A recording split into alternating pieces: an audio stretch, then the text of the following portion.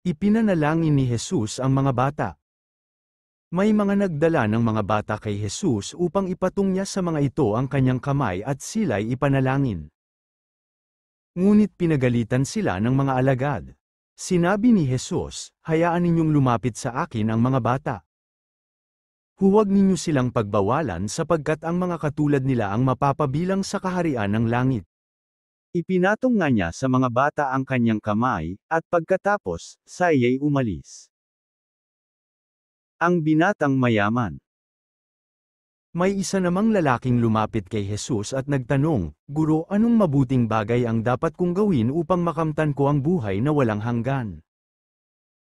Sumagot si Jesus, "Bakit mo ako tinatanong kung ano ang mabuti? Iisa lang ang mabuti. Ngunit kung nais mong magkamit ng buhay na walang hanggan, sundin mo ang mga utos ng Diyos." "Alin sa mga iyon?"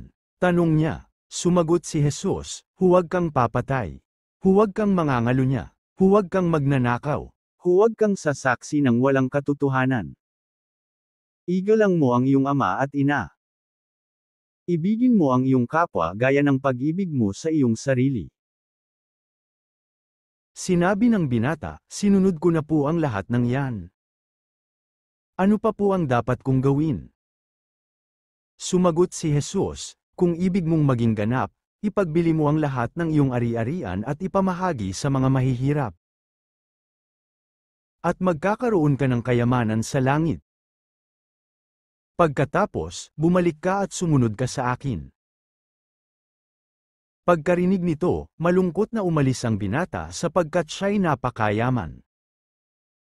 Sinabi ni Jesus sa kanyang mga alagad, "Tandaan ninyo, napakahirap sa isang mayaman ang makapasok sa kaharian ng langit. Sinasabi ko rin sa inyo, mas madali pang makadaan sa butas ng karayom ang isang kamelyo, kaysa makapasok sa kaharian ng Diyos ang isang mayaman."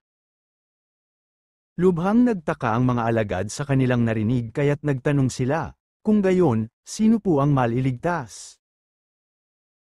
Tiningnan sila ni Jesus at sinabi, "Hindi ito magagawa ng tao, ngunit magagawa ng Diyos ang lahat ng bagay." Nagsalita naman si Pedro, "Tignan po ninyo, iniwan namin ang lahat at sumunod sa inyo. Ano po naman ang para sa amin?" Sinabi sa kanila ni Jesus, "Tandaan ninyo, kapag naghahari na ang anak ng tao sa kanyang trono ng kaluwalhatian sa bagong daigdig, kayong sumunod sa akin ay uupo din sa 12 trono upang mamuno sa 12 lipi ng Israel. Kapag iniwan ninyo man ang kanyang tahanan, mga kapatid na lalaki at babae, ama, ina, asawa, mga anak, o mga lupain alang-alang sa akin ay tatanggap siya ng 100 ibayo at pagkakalooban siya ng buhay na walang hanggan. Ngunit maraming nauuna na magiging huli, at maraming nahuhuli na mauuna."